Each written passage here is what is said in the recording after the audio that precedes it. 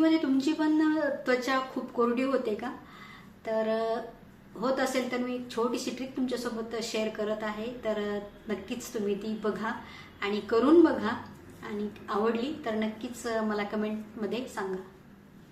Hello, good morning. तर आता झालेली आहे माझी आंघोळ आणि थंडी खूप आहे, त्याच्यामुळे असं वाटतं की अंगावर पाणी गरम गरम घेतच राहावं. तर आंघोळ वगैरे झालेली आहे आणि आता खूप थंडी आहे, त्याच्यामुळे असं वाटतं की खूप गरम गरम पाणी घेत राहावं आणि आंघोळ करतच राहावी. पण मी म्हणेन की खूप गरम पाणी थंडीत तर घेऊच नका, कोमटच पाणी घ्या. कारण खूप गरम पाणी घेतलं ना तर आपली जी स्किन आहे तर ती जास्त कोरडी पडते. तर ती कोरडी नको पडायला म्हणून जास्त गरम पाणी, आपल्याला गरम पाणी तात्पुरतं बरं वाटतं, पण त्याने जास्त कोरडी स्किन होते. तर कोमट पाण्याने स्किन कोरडी होत नाही. तर स्किन थंडीत सगळ्यांचीच कोरडी पडते, पण कारण थंडी आहे त्याच्यामुळे वृक्ष होती त्वचा, तर ती पडतच असते. कारण जसं मोसम बदलतो तसं शरीरातलं सगळंच बदलत असतं. त्याच्यामुळे तर ती अजून आपण थोडीशी काळजी जर घेतली तर ती तेवढी कोरडी होत नाही. तर ती कोरडी पडू नये याच्यासाठी मी तुम्हाला छोटीशी ट्रिक सांगते.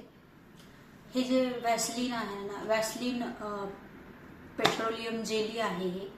तर हे आंघोळ करायच्या अगोदर आहे ना, म्हणजे आंघोळ होत आली, अर्धी आंघोळ म्हणजे थोडीशी शेवटीचं एक 2-3 मग पाणी राहिलं की हे पेट्रोलियम जेली आहे ते आपल्या हाताला वगैरे लावायचं आणि नंतर त्याच्यावर 1-2 मग असे पाण्याचे घ्यायचे. म्हणजे दिवसभर आपली जी कोरडी झालेली स्किन असते तर ती एकदम अशी कोरडी होत नाही आणि तुकतुकीत राहते, तजेलदार राहते. तर ही होती टीप माझी थंडीत कोरडी स्किन होऊ नये त्याच्यासाठी.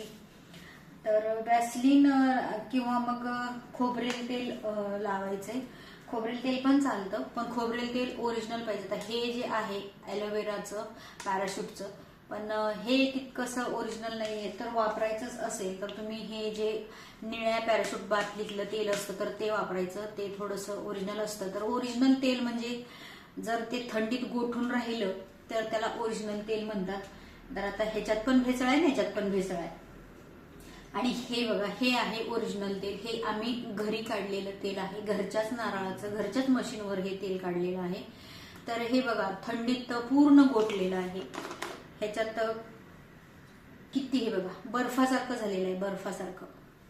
ह्याला अजिबात हेच नाही, खाली असं पडत पण नाही ह्याच्यात. आणि बॉटल भरलेली आहे, दिसते.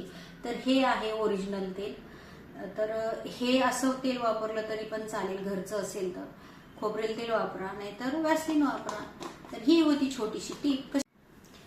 तर कशी वाटली तुम्हाला ही माझी छोटीशी ट्रिक? ही ट्रिक जरूर वापरा आणि तुमच्या स्किनमध्ये काही फरक पडतो का ते नक्की अनुभवा.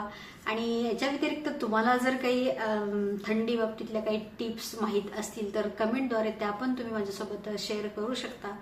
आणि त्याचबरोबर आपण रात्री झोपताना पण आपल्या स्किनला जे मॉइश्चरायझर वगैरे जे आहे तर ते लावलं पाहिजे. कारण थंडी आहे, कितीही स्किन हायड्रेट असली किंवा ऑइली असली तरी पण थंडीमुळे ती थोडीशी ड्राय होतच असते. त्याच्यामुळे आपण आपल्या स्किनची काळजी घेणं पण थंडीत तेवढंच महत्त्वाचं आहे. एकदा लावलं तर परत लावायची गरज नाही असं नाहीये. तर कारण आपण वारंवार कामं करत असतो, हात पाण्यात सारखा असतो, पाण्यातली कामं करत असतो, त्याच्यामुळे आपली स्किन पाण्यामुळे पण खूप ड्राय होते. त्याच्यामुळे विशेषतः महिलांनी तर दुपारी आपलं जेव्हा काम होतं तेव्हा पण आपल्या स्किनसाठी किंवा हाताला, पायाला, चेहऱ्याला मॉइश्चरायझर हे जरूर लावलं पाहिजे.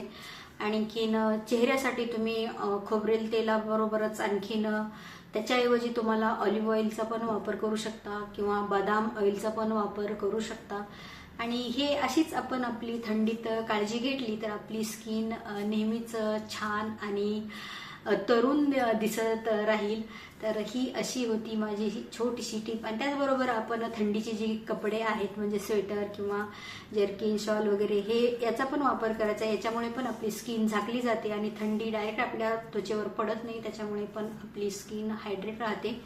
तर असा होता माझा छोटासा व्हिडिओ. तुम्हाला कसा वाटला नक्की सांगा. आणि जर आवडला असेल तर व्हिडिओला लाईक करा आणि चॅनलला सबस्क्राईब करायला विसरू नका.